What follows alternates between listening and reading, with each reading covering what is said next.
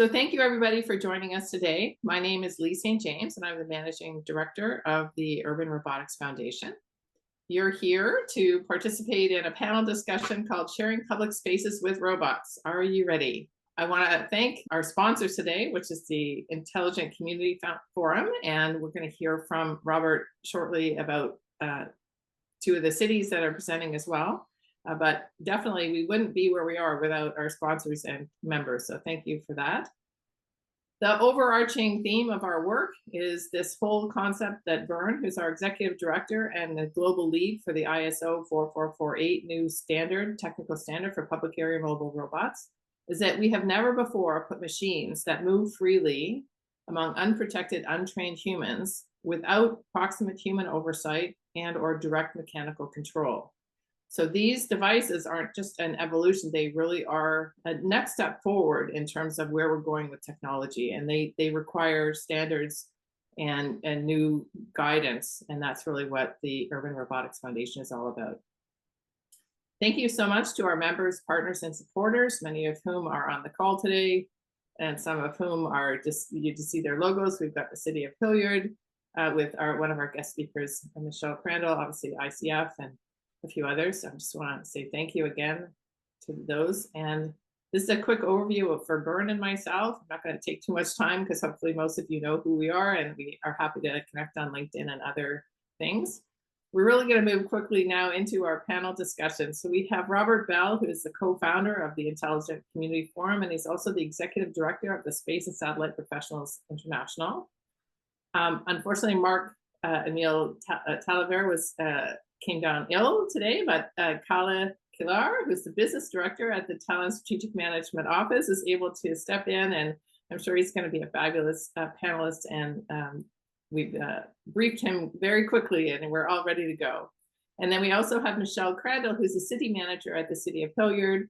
And Robert is now going to take us through a little bit of an overview and context setting for how Tallinn and Hilliard came to be on this call, and yet they're so different in terms of the cities themselves. Well, thank you, Lee. Yes, and hello, everybody. Appreciate your joining us this morning or this afternoon or evening here in your time.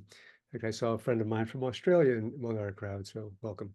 Yes, two very different cities, right? What could they possibly have to talk together about in terms of urban robotics? Tallinn, the capital of Estonia, a city of about 500,000 people. You may not know where Estonia is, but if you don't, it's on the Russian border just south of Finland, with which the nation works very closely, and the city of Tallinn works very closely with Helsinki, just across that little stretch of the Baltic. It's the only ice-free port in the Baltic. This has been made it one of them, or at least it used to be, and there probably are more now due to climate change.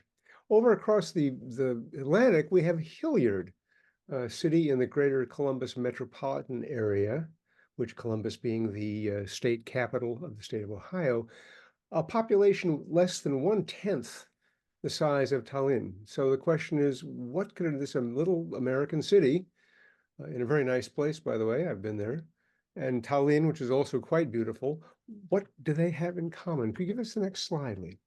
So here's Tallinn. Now, normally, if you see Tallinn, you see a picture of their beautiful old city, but this is actually the beating heart of the Tallinn we're talking about today. Again, that population, about just under 500,000 people. This is an award-winning city. 6 times it's been one of our top 7 intelligent communities here at ICF, but it's won many, many other honors. It was the European Green Capital in 2023 for its environmental stewardship, which is quite remarkable when you drill into it.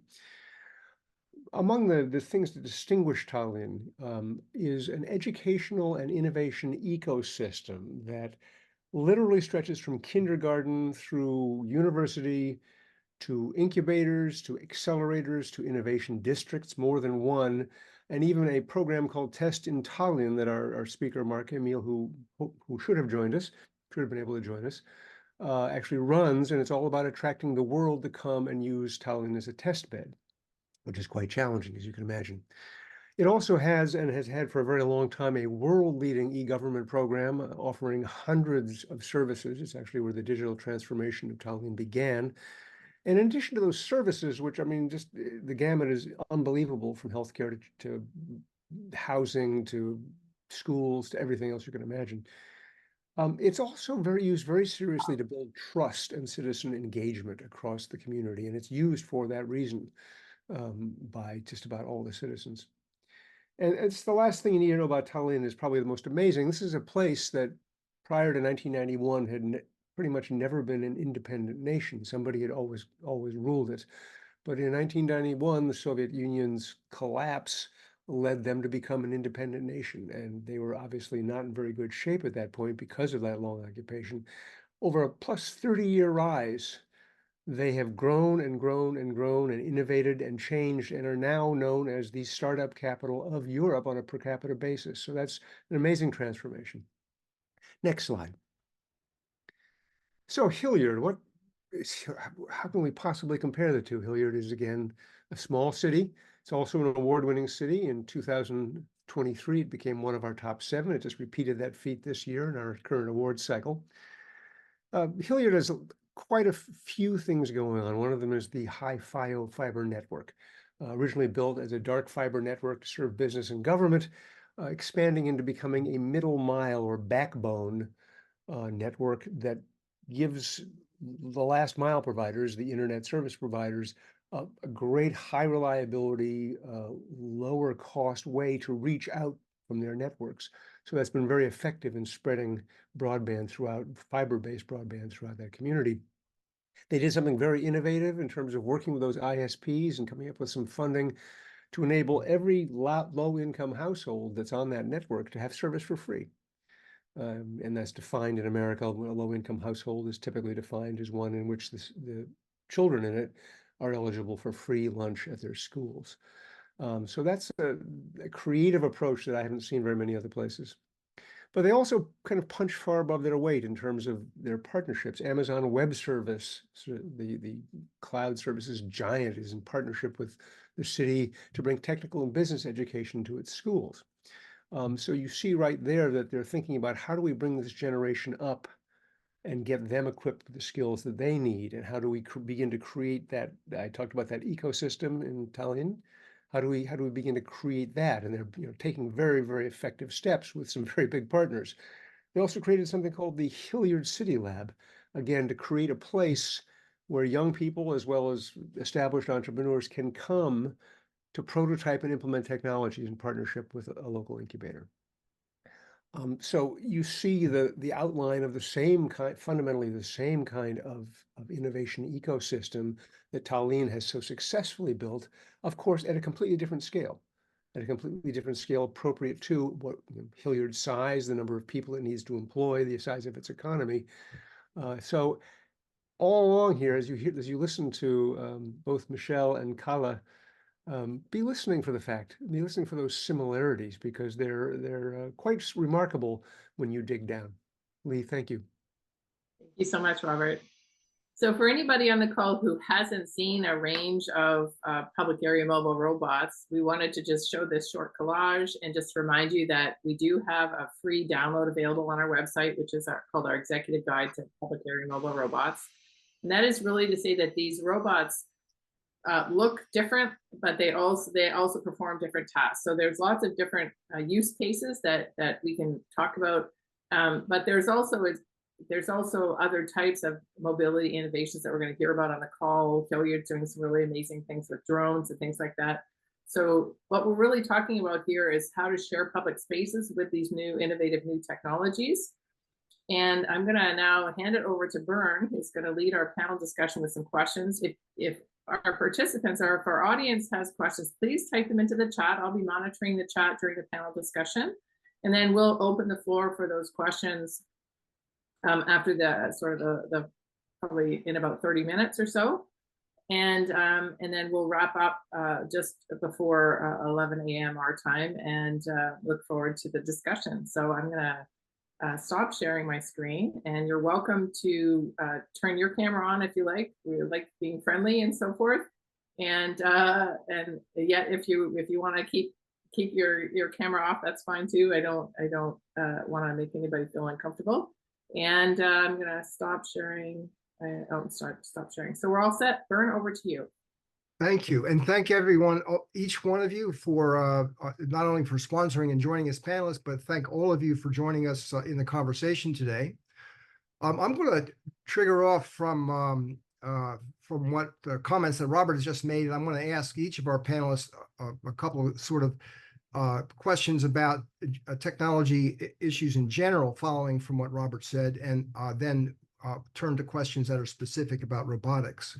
So, Kalle, I'm going to turn to you first, and I want to point out to our audience that in the 2022 report from the State of European Tech, Estonia, which is known as Europe's technology sort of powerhouse, is home to over 1,450 startups in 2022. I'm sure that number has grown if you want to comment on that. But that's, again, as Robert just mentioned, is the largest number of startups per capita in the world, which is quite an achievement, especially considering the recent history. So congratulations for that. Kalle, can you tell us a little bit about Tallinn's 2035 development strategy, which is somehow coordinated with this, I suspect, and what is you have the quarterly innovation committee meetings that rate and approve startup funding. So you talk to us about how that works. Yeah, thank you, and thank you, Robert, for setting the ground about Tallinn. So that was really good and precise. I believe you have something in Estonian in your blood, because it was so good listening you. But yeah, I think Estonia has done something right after the breakup of Soviet Union, and I think our society wanted to have a change, a total change, and then the whole society was working together in order to have a new form of governance and working together with the companies in order to have the best possible business environment for growth. And that has led us to the technology side, and also to the success side of having startups, but not only startups, but also being #1 unicorn capital that has generating quite a number, 14 unicorns already, and it's growing. Luckily, it's growing. Our sort of geopolitical position currently is looking from the other countries, it's not favorable, but we are seeing it as a positive because currently we are seeing huge number of new companies developing using technology for dual purposes. So civil and military purposes, companies are rising, and it's incredible that we are seeing there. And yeah, I believe that will be the next sort of the technology breakthrough in Estonia. But coming to Tallinn 23 that you highlighted,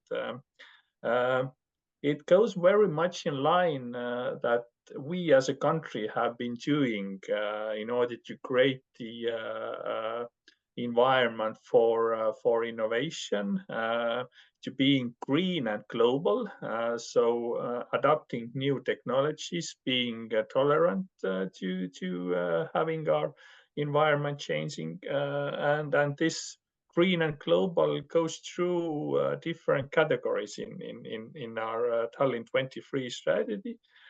Being in the urban space, being creative, trying to have healthy population, green transformation, bringing together communities, so everything is green and global, and moving towards to the technology side that me and my team is responsible for seeing how the technology enables these changes that we want to see in a city, but also benefiting our citizens for better future.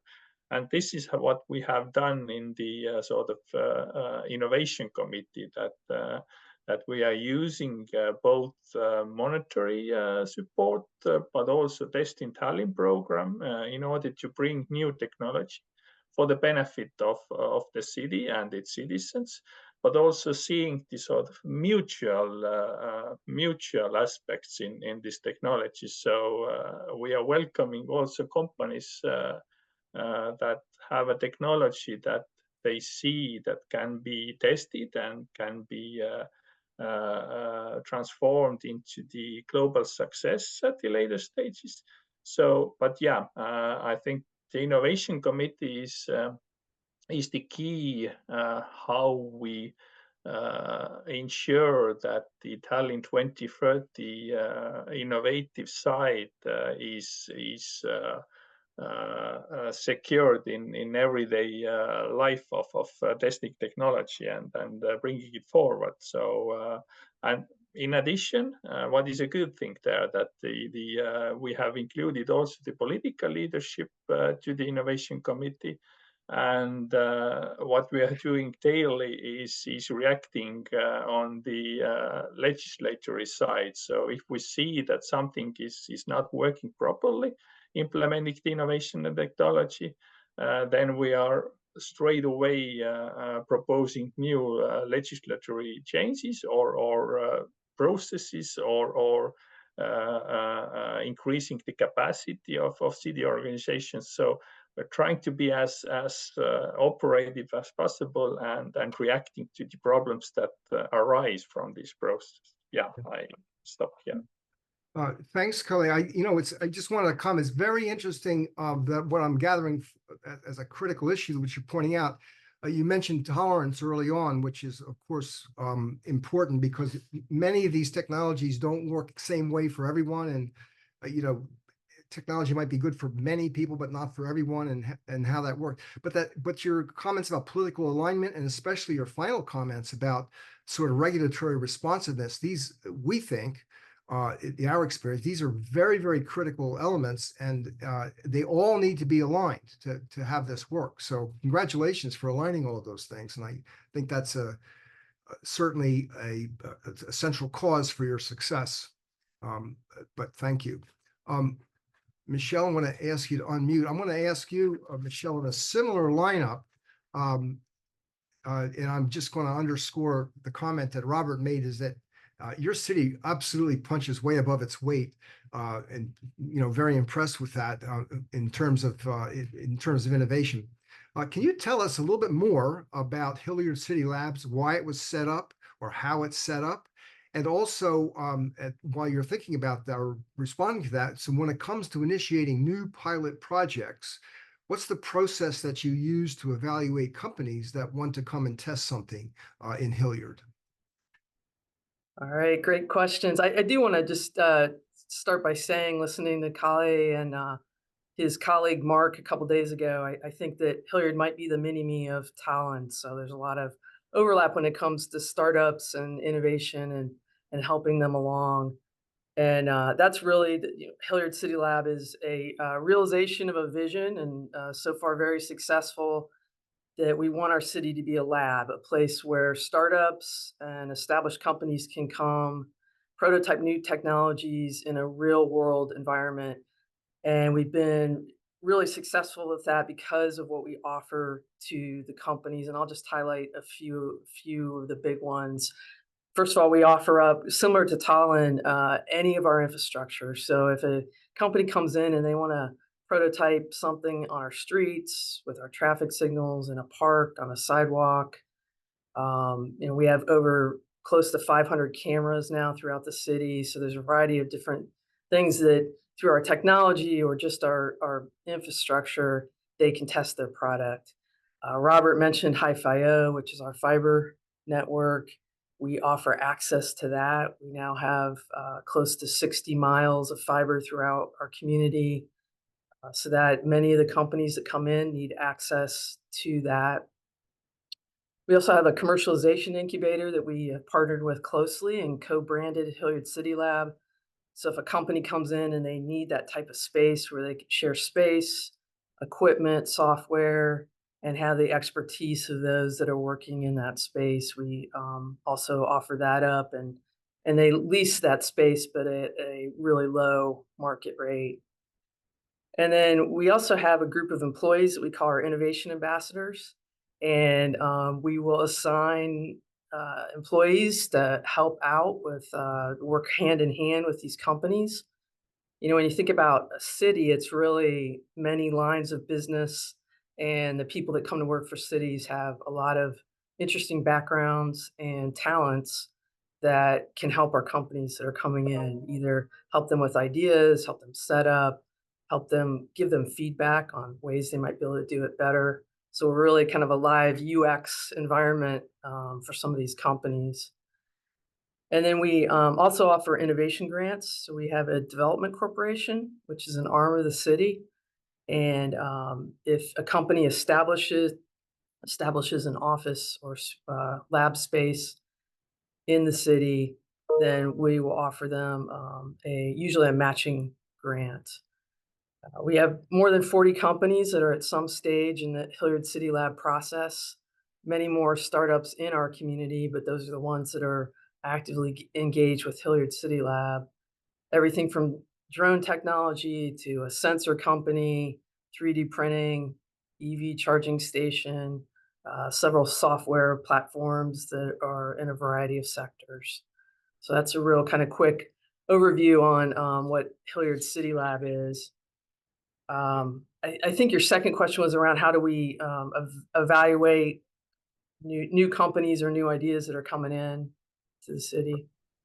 Right. Great. So we do that in several ways. It may be a new company that we haven't heard of. They're coming to meet with us because they heard about us somehow, which is happening more and more now. We'll sit down with them, and it'll be some of our employees from economic development and IT, along with some of our private sector advisors. We have one software company called Big Kitty Labs that we work with really closely, and some other companies that have become arms of Hilliard City Lab. And really looking at, is it a good idea? Does it solve a problem? Is it being solved by someone else already? Is the tech viable? Things like that. And then we want to evaluate the founders too. Have they had previous successes, or maybe this is their first venture, so it's probably more of a spidey sense of, do they have the right mindset that they're going to be able to carry this out, and the mindset, can they pivot if the technology might be a really good one, but the sector that they want to use it in isn't great, and we can help them with some ideas on how to pivot. So that's new companies coming in. Existing companies, we're in our Hilliard City Lab Converged Technology Incubator almost on a daily basis, talking to companies in there and other companies that are part of Hilliard City Lab, and understanding what they're working on. Sometimes they'll come to us with an idea of something that they think could have an application within the city that we can help them with. And sometimes we'll give them an idea. I'll give you one example of that. I could give you a dozen. We have a sensor company that is just going gangbusters right now. They have quite a few military contracts and others. And we went to them and said, could you come up with a sensor technology that we can put into our sewer system? So attaches to the manhole cover and senses the flow and volume in the sewers. And the problem that solves, that almost every city has, is the last thing you want is sewer overflows and backups into residents, into their basements. So we're testing that right now. Not only do we think it's going to help the city of Hilliard, but it's something that company then can take to the market. So that's just one example. Thanks so much for that. So what I'm seeing in your response, a couple of critical issues, is that early in your response, you talked about having a dedicated person, in terms of innovation, or a dedicated team. And that kind of dedication, I think, is really critical. So that's going to mark a lot of success. It's also interesting that you look for both novelty and viability. There's a lot of novel ideas that are not particularly viable. And there's a lot of things that we need to have done that people aren't working on that they ought to be, and so or we ought to be looking for solutions for. So having that combination, by the way, is very, very important in the patent process. You have to be both novel and viable. So Right. very, very important things to look at. Yeah, I'll add to that real quick that we're not afraid to take risks. So our culture is one of innovation and strategic risk taking. So there's some companies that have come in that we're just like, wow, is this really like a thing? But we want to take a chance on them because we think it's viable. Good, thanks.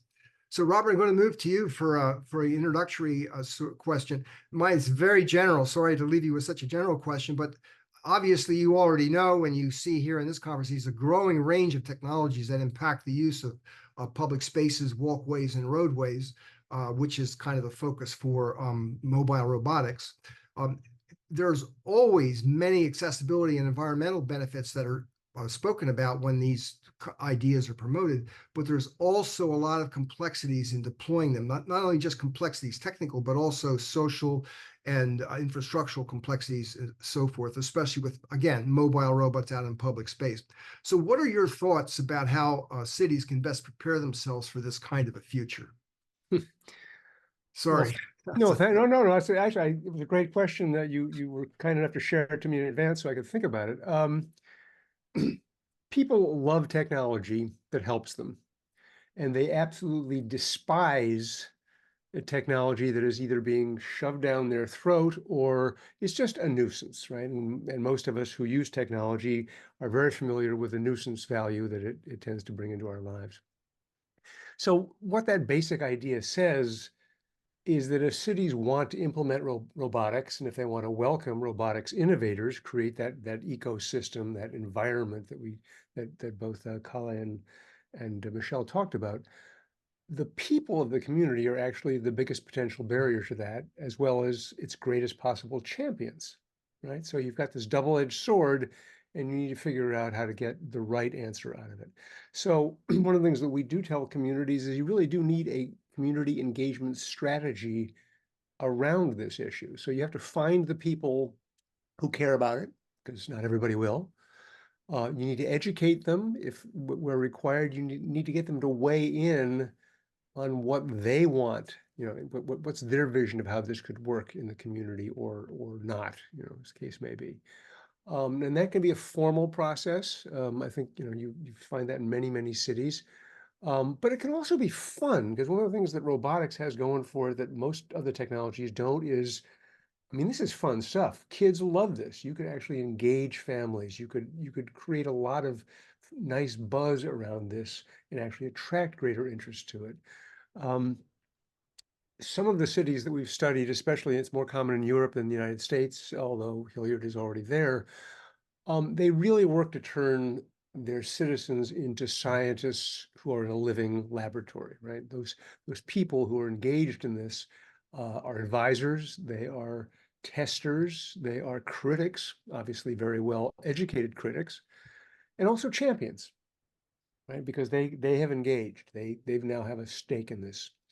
And what I have always, I loved a couple of things that both Kalle and Michelle said, because there's always got to be multiple goals being served here, right? So done right, this kind of engagement is about, it is about community engagement. It's about many things, but it's also about economic development, because you are visibly promoting an innovation culture that any company coming into your community or any company considering a new investment in your community will see. And that's very, very powerful. So I loved your starting point, Bern, because yes, ultimately this is a community issue, and the hard part is to get the community to get engaged in the right way, but it can be done. Perfect, thanks. Let's move on to more directly questions about robotics. Let's return back to you, Kalle. And it's kind of a long-winded question here. So I'd really like to discuss your experience with public area mobile robots. I think everybody on this call knows that Estonia was the first country in the world to have these devices. You're, in a sense, in a very large sense, the innovator of these devices. You have a couple of companies working on these kinds of machines. You were also the first country in the world to modify its Traffic Act to include these as, in terms of best I can find in my research. I think you're the very, very first. You have also modified this Traffic Act recently to include not simply delivery robots, but also any kind of robot that's out in the public space, in the traffic space. So can you share with us some of the successes or challenges that your cities, because I know you're in more than one city, have experienced when permitting robots in public spaces? How are these companies operating? How many cities or neighborhoods? What types of services, times of day for operate? Anything at all about how they operate? Anything that you've learned from the local deployment? We'd be fascinated to hear about that. Yeah, thanks. That's the most exciting topic for me as well. So I think the key that we are saying about it's not only Tallinn, it's the whole country, and this is the sort of doing and learning. So the state having the experience from the local municipality, changing the regulation, bringing in new use cases to the legislation that allows widespread implementation of robots, and I think not a day go by when I see different forms of robots in our streets. Thinking about the smaller ones, Starship and Cleven, which are the sort of more logistics oriented robots. Cleven being a really good example, and I think one good way to involve community is to make robots cute. So the Starship robot that we have, it's sort of a nice little cute white robot with a flag on top, moving around.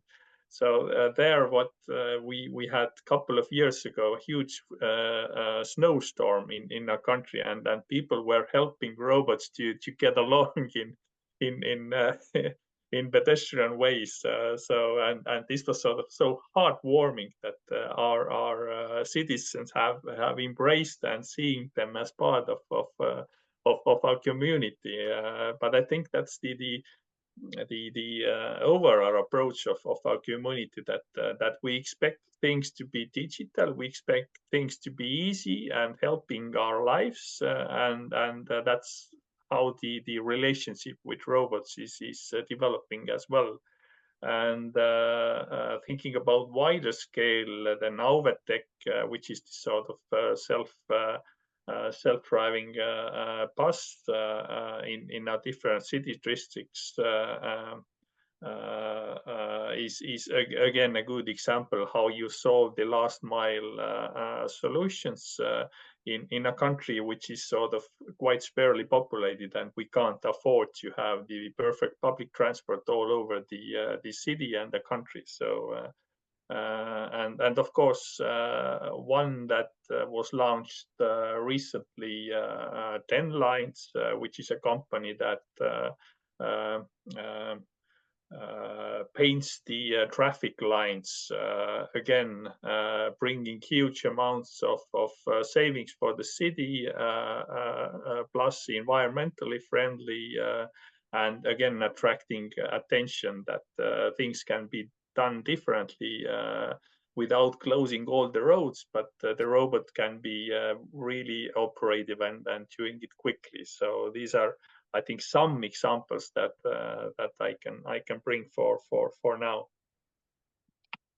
But let me tag on to that same question. So what's the process that you use to gather and obtain feedback? Obviously, you've had a lot of feedback. I mean, you just told us a lot of positive experiences that is there a process to gather that feedback? Is it formal in any way? What's your experience with that, with the actual formal feedback? Yeah, we have tried different options there. Of course, you can imagine that with robots you have loads of data. So So there, I think the sort of challenge for us is how to bring together the research institutions, data scientists, and bring something out from this data that the robots are collecting. Secondly, of course, the community engagement. What we are doing more and more is using sort of digital tools, not only gathering information about the robots, but in overall from our citizens. And again, it's again one area of test in Tallinn, that citizen engagement tools that we are implementing in our city, and one area being feedback about the robots. I think one large area, of course, is that the robots per se do nothing, but the use cases that the integration with the other business models with the other companies, that is rather challenging because the whole economy doesn't change in synchronized manner. So aligning robots with the other companies' business models is a challenge for our enterprises. And I think that's something that we are seeing, that also the city should and the state should encourage the change of business models of different companies, that the robotics are sort of in their everyday life as well, when it comes to the sort of the first runners and then companies that actually benefit from the robotics, being restaurants or being logistic companies. That's I think really important to highlight there. Very valuable to gather that experience, sort of the synchronization with other business models. I hadn't thought a lot about that. I've thought a little bit about it, but that's a very, very important concern. I think that because you're in the leading edge of all of this, not only innovation, but specifically the mobile robots in public spaces, it'd be very interesting to see a more detailed exploration of what you've learned in that. For all of us who would be interested in that. Michelle, I want to ask you to unmute. My question for you is a lot shorter. What is your vision? I know you've been thinking about robotics in public spaces, and I don't know how far along you've come so far. What is your thinking about that as part of your overall strategy in the context of your broader strategy? Well, I'm thankful that we found Urban Robotics Foundation, because it really opened our eyes to some of the things that are out there, and to sort of try and get ahead of the game in that area. And it fits really well into the idea of our city as a lab. So I think we've been testing. We have 2 drone companies that we've been working really closely with, and there's a lot of similarities between drones and other robotics that are out there. So it's given us a good knowledge-based kind of transition into other, on the ground in public space drones. So part of what we're doing is, we're getting ready to purchase a couple different types of drones. We demoed a field liner drone. We've got quite a few athletic fields, and just the cost savings and the accuracy and everything that goes along with that makes way too much sense. So we're excited for that.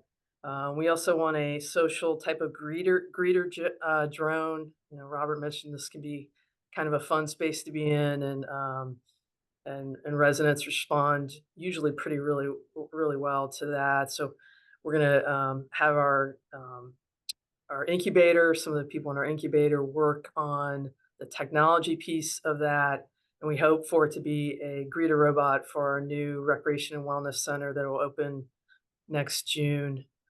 And then beyond that, we want to think about environments in the city that we could make sort of robotics playgrounds. And one is our recreation and wellness campus. It's being built now. It's 150 acres. It offers a wellness center, a roadway, sidewalks, trails, athletic fields. So a lot of different environments to test different types of robots. And then our downtown area, which I think could be a little more challenging because of the infrastructure challenges. And then we have a new mixed use development that's under construction, privately owned. So we'd have to kind of collaborate with them on that. But it's apartments, offices, restaurants, hotel, park area, all that. So we're thinking through what can we offer companies coming in that want to prototype different types of robots. Thanks. That takes you back to Kalle's point about coordinating with other business models. So you've are certainly going to have to be concerned about that. So last question I want to ask Robert before we turn it back to Lee, and there's lots of questions coming in. So again, obvious that innovation is accelerating. It's a challenge for cities to keep up. Talk a little bit about, you have a common roadmap to success or framework that you might recommend to help smooth that transition. And also, if you can, talk a little bit about your spotlight courses, how those help in that, if you could. Thanks. You need to unmute yourself. Oh, so many things need to be done all at the same time. As a matter of fact, we, yes, do have a roadmap, and with any luck, you're actually seeing it right now. This is our roadmap of private sector innovation in the communities we've studied, and we've been looking at this for 20 years, looked at about 200 different cities of all sizes to come up with this. And it's, you know, it's a lot of the pieces are going to be very recognizable to us all. What we've learned is it's not the pieces that matter quite so much. What really matters is the connections or lack of same among them. So it always has to start with local government. Local government is the strategist in many cases. It's the convener. It's the one that says we have public needs that need to be met. How do we do that in partnership with the private sector? And of course, you then go to your educational sector if you're fortunate enough to have universities or technical colleges in your community. You have a community base in any case, and you have local businesses as well. These are all resources, right, that can drive your private sector innovation. And then we get to the tools that are, again, familiar hackathons and contests and maker spaces and incubators and accelerators and even innovation districts when you're getting really sophisticated with this. All aimed at that startup community, all aimed at trying to create new businesses, bring in new businesses that need a place to land and get started. At the same time, however, you have this existing business community, and every single one of those businesses, whether they know it or not, is challenged to innovate. And anything that a city can do to help them, to accelerate the process, to get out, to get the dumb problems out of the way, to provide the critical information at the right time for those businesses, as well as to give them access to resources and students and people who can help them, is going to pay back dividends. And so, what you're looking to get out of this is, of course, revenue and employment growth from your existing employers. And obviously, both the communities we've heard from today have figured that one out very well, as well as startups, as well as new companies bringing completely new things into that economy, very often diversifying it in ways that have never been possible before. So that's pretty easy to understand. But one of the things that we've seen over and over again, which is really powerful, is what happens once you get that cycle started, right? So you're going to be, if the startups are going to get anywhere, they're going to be attracting risk capital, either from angel investors in the region, from that, startup capital, from higher levels of capital investment. But you're also going to see that as those innovators step out, as existing business owners retire, hopefully successfully and with a lot of money in their bank account, they want to reinvest. And where do they want to reinvest most of the time? Right back into that community.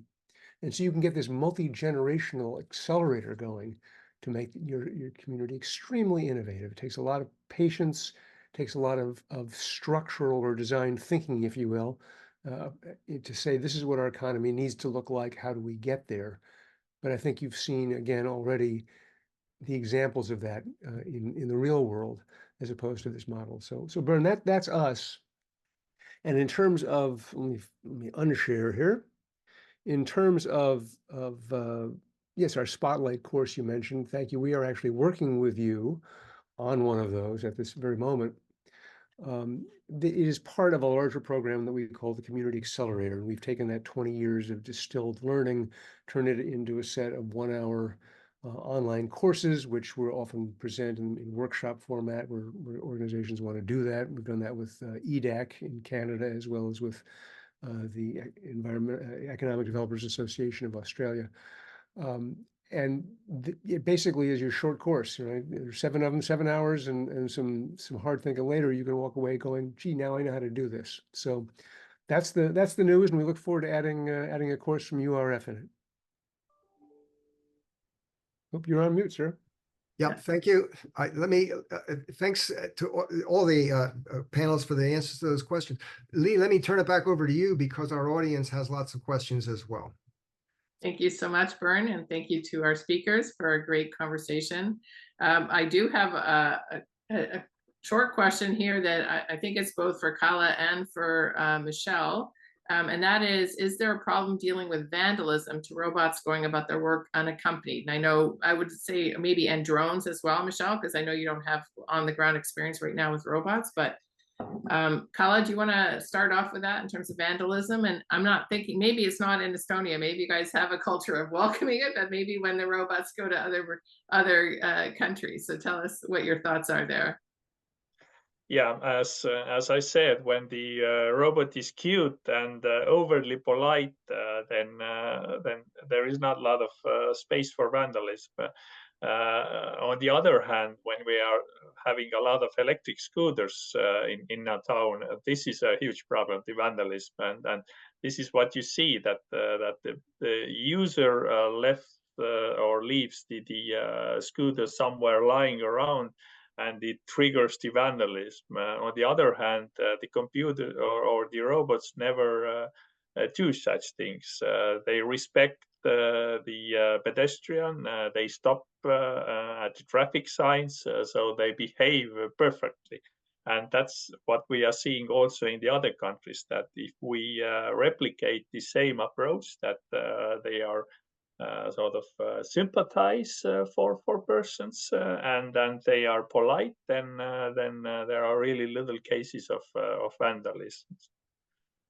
Before Michelle answers, I'm going to say that probably connects somewhat to one of the comments in here from Stuart Reeves about human-robot interaction, because I have heard similar concerns expressed about e-scooters and the chaos that they have created in many cities where they haven't been regulated, or maybe they've been banned outright. And so cities may not know quite how to treat the robots, the public area mobile robots, when they're thinking about allowing them into their cities.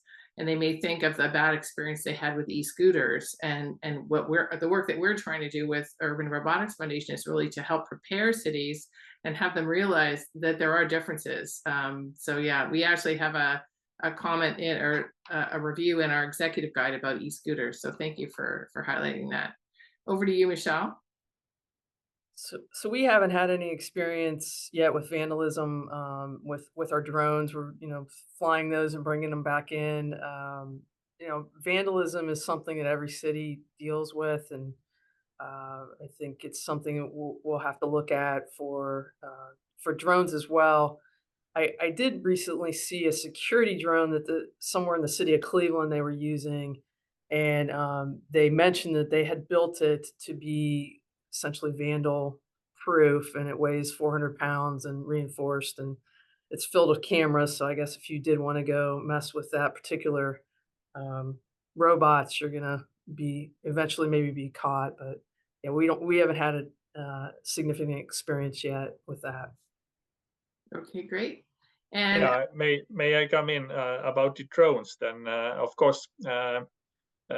We are a bit cautious when it comes to drones because of our neighbors. And what our state did was we have sort of the crisis application in everyone's mobile phone. And when you see a drone, you take a photo and you get quite a quick response that whether it's okay or it's not. So it's illegal or legal. So to take this sort of stress away from people seeing a drone and thinking whether it's something harmful or it's just a normal thing flying around.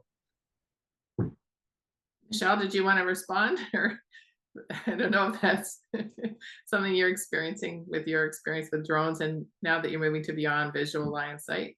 Right. I think as they become more common, people are more accepting of them. I know a few years ago it was there was more that concern of security and privacy, but it's something that we definitely take into account. We have our own sort of retention schedule for how long we'll keep video or shots from that we would make public. But yeah, from a security issue, and it becomes an issue with or an opportunity, I guess, with how do you monitor the drone space and allow them to enter your space? And it's something we're working with state of Ohio on now as we're deploying our Beyond Line of Sight. Is that's what they're interested in, is how do you monitor who's in that space under the 400-foot level that's allowable for drones? And can you kick people out? Do they have to have a license? How do you manage that?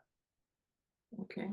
Sounds like you and the state need to talk to your friends in Tallinn, because that's an incredible application you just described there, Kalle. Not it's technically cool, but that you got it done and so responsibly. I mean, went right to the heart of a key, gut ache for all of your people. That's compliments on that. Wow. I'm going to ask Simon Potter. He had a comment. I'm not sure if you want to unmute yourself, but Simon is from Fredericton, which is also a top 7 city and is also part of the Intelligent Community Forum, representing a new Canadian branch that has just launched, or is about to launch. So Simon, go ahead. Hi, everybody. Simon Potter here from Fredericton. I hope you can hear me. I'm kind of a inveterate big picture type of guy, so this is more of a philosophical point than anything. But I actually read a really interesting article on the BBC the other day, and it was talking about the history of the coal mining industry in the UK in the mid 20th century, early to mid 20th century. And that was a perfect example of how an industry sector gets under the skin of a community and actually becomes that community in a lot of ways. There were art exhibitions about the coal mining industry. There were brass bands for every coal mine there. It was embedded in the community's pride and identity. And the question in the BBC article was, can the green power industry, can renewables ever generate something like that kind of civic pride? But I also think it's a question for us as well. As we welcome these innovative industries into our communities, how do we get those industries under the skin of the community so that we have kids doing art exhibits about their little robots on the streets and everything? How do we get them into the culture? Because as we all know, like, culture eats strategy for breakfast, right? So it was just a really interesting question for me. And I was thinking about it because I was watching ICF did a very nice video for Fredericton the other day about, sort of our top 7 status this year, which is great. And, it mentions things like we're one of the most connected cities in North America. We have the largest engineering cluster in Canada, all that kind of stuff. But I think if I went to the average Frederictoner on the street, they wouldn't know that. Right. But everybody in the coal mining towns knew what that industry was, knew what it gave them. They were proud about it. They were boasting about it themselves. How do we get our industry, our sectors, our innovation under the skin of a community like that? So it becomes part of our community identity. That's one of the things I would really like to do with our institute here in Fredericton, to try and start those conversations and build that civic pride. But I was just wondering how other people like Kalle in Tallinn there. I mean, do you see that sort of sense of community pride around this area building?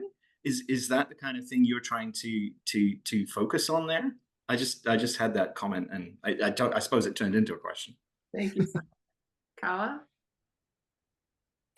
Yeah, that's your excellent point, actually, that you brought up now, because it's I think moving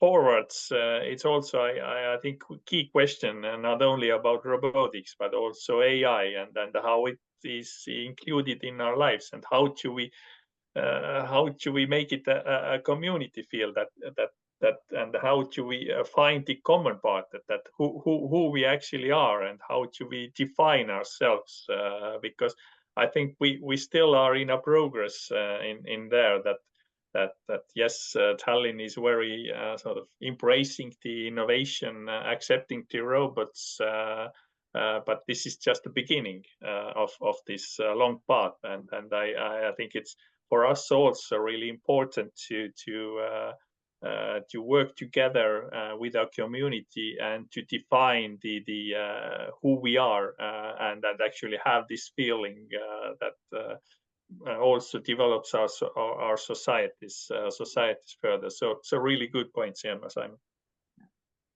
And Simon, Michelle, I'm sorry, we're running low on time, I know, but Simon, I'll share with you offline the story of Dundee, Scotland, which did exactly what you're talking about in a very conscious way around video gaming, of all things. Yeah, I'm just wondering how we get a robotics industry with a brass band, I guess. So. Have some fun with it. I mean, the kids are going to be your entry point there, right? Well, we'll get the robots to play the music. That should not be a problem at all. So there are a couple more questions in the chat, which we are going to run out of time for. I will be happy to answer them after the clock turns over. And if you have to leave, please go ahead. But we'll be here for a few minutes to finish answering those questions. I also just want to quickly share our screen to remind everybody that I did send out an email to let you know that as attendees on the call today, we welcome you to become members of the Urban Robotics Foundation. We have a full range of stakeholders, and we're really interested in building these dialogues and really doing a lot of work to transform not just the culture, but also to prepare for regulations and other things like that. So if you register as a member between now and I think I put the 15th of July, which is next Monday, you'll get a free copy of the Discovery Guide, which is a $150 bonus value. So thank you for that little commercial plug, and we'll go back to our question and answer now, and I'll go back to the chat. And the video will be available on our YouTube channel in a few days, but I'm just going to ask if the panel doesn't mind staying on to answer two quick questions for Steve and Martin. So Steve's question is, how do the robots help each other in the event of unexpected challenges or problems in the field? So for example, component failures, deliberate attacks, or path blockages. Anybody have any? Vern, you might want to answer that if you have some thoughts that it really takes some human intervention, I think, to address that. But if they're teleoperated, I guess the robots could try. We have an example video of that. Well, I have seen a video of a robot failure, and another robot came along to help, was unable to help in that particular case, and a human came to provide that help. But sure, you could certainly bring supplies and that sort of thing. But when a robot has a problem, a similar robot of the same kind, the best it can do is maybe bring a tool or bring a resolution, but you're almost always, right now, you will need human assistance at this point, for the most part. And then Martin had a question. Who do you think are the main competitors for the sidewalk space? Also, do you think people will give away sidewalk space willingly to robots, or is that something that hinders robot acceptance? Maybe we'll start with Kalle, since you have probably the longest experience with robots on your sidewalks. Yeah, again, a really good question. I think that our city space has to develop with the technology and with our changing ways of how we move and how the technology is there. So what we did in Tallinn is that established different sort of street definitions, and now we are sort of renovating also all our streets in order to have the appropriate space for the robots, for pedestrians, for cyclists, for e-scooters. So thinking through that how this actually goes very smoothly and reducing the conflict situations there. But of course, many of our sideways are currently good spot for conflict. Not so much with robots, but e-scooters and cyclists. So yeah, that is a work in progress. But of course, you need to sort of see the future as well. that might come more. So thinking about the what we are building now, the sidewalks, we need to think what happens in 10 years. So a bit of predicting the future as well with this. Yeah, I think the very near future will have requirements for cities to control the number and behavior of the robots, but that's going to be up to the software that's written and the teleoperators that operate some of them. Sometimes there's human operators and so forth. That's not going to be sorted out until in the middle future, when almost all of these are software operated, and all of those behavioral requirements are encoded in the software. And that's one of the aspects of the ISO 4448 standard, is to describe what that behavior is. But we're first of all, the standard is just in draft, and it needs to be approved, and it needs to be adopted, and then it needs to go into the software. So it's not that will take a few years before robots behave in that always consistent, constant way that's sharing. It's not about them not being willing to share. They are. Robots are quite well behaved, but we need it to be consistent so that when a pedestrian of any ability at all is sharing the sidewalk, that pedestrian understands what the robot is going to do. It's really about knowing so they're not confused or alarmed. And so, which can happen if you're in a wheelchair, or you're blind, or you're deaf, something like that. So you might be concerned. So that is going to be a while before that's fully worked out. But that's being worked on. Let's put it that way. It's an interesting example of the sort of the opposite effect. There's a supermarket in my area that has a robot that wanders the halls or the aisles, and its only job is using a camera to detect whether or not there's been a spill. Yeah. So it wanders around and it beeps, and it's odd looking. And you cross the aisle, and here comes Robbie the robot behind you, and beeping at you, and you're thinking, what do you want? What? So I was looking at it one day, and this woman comes up to me. She says, "See that? See that?" I said, "Yeah, it's kind of interesting." She said, "No, that robot attacked me." Oh my. I just thought, wow, somebody did not think this one through. Most useless robot I've ever seen in my life. I saw a similar one in a grocery store that does nothing but inventory, and they had a little baseball cap on it, and it explained what it did. Oh, well, that's better. I like that. That's okay. Signage makes a big difference for sure. But also we did a webinar back in February with the city of Leeds and a representative from Starship, and it was really all about social acceptance and that whole importance of building that stakeholder engagement from the get-go, and making sure that people are involved in the experience. So thank you for reinforcing that, and we'll have that link on our YouTube channel as well. So I'm going to wrap up now. I want to say thank you so much to everybody who's participated. There's a little fun note from Tom in Calgary about the Calgary Stampede featuring robotic dancing dogs. Unfortunately, they're not made in Canada, Calgary, but still, it's just an example of the types of innovations that are coming to even some of the most traditional, where I would have thought they would prefer to have live horses or something else. But it's exciting to me to hear that robots are being used at the Calgary Stampede. So thank you, everybody, for your participation today. I'm sure that we'll see you again soon. And we have a couple of events coming up in the fall, one in September, one in October. Thank you very much for participating, and I hope to see you again.